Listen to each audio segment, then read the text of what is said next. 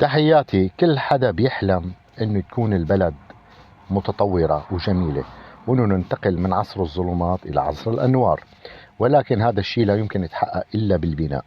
ناس عندها حلم انه يكون في عنا شوارع نظيفة ومرتبة، يكون عنا حدائق جميلة وحلوة. انا شخصيا بحب يكون عنا الحدائق فيها الات رياضية مشان الواحد يطلع ويمارس هواياته الرياضية ويكسب صحته.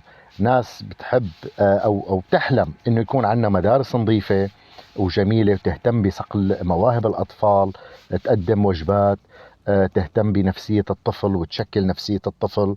ناس بتحب انه يكون عندنا حلم مثلا يكون عندنا اقتصاد مفتوح وعمل وصناعة وتجارة والى ما هنالك.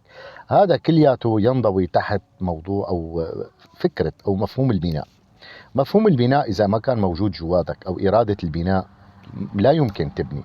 اليوم الدول اللي بنت وتطورت وتقدمت مثل ماليزيا وسنغافورة والخليج ودول أوروبا ما تطوروا عن عبث، كان في عندهم مراحل دخلوا فيها لوصلوا لهون.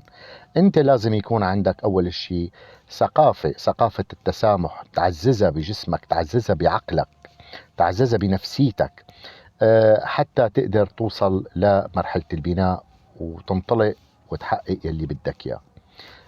مجتمعنا لا يمكن انه يتطور اذا ما تطور عقلنا، تطور فكرنا، وان شاء الله للاحسن للافضل. شفناكم بخير.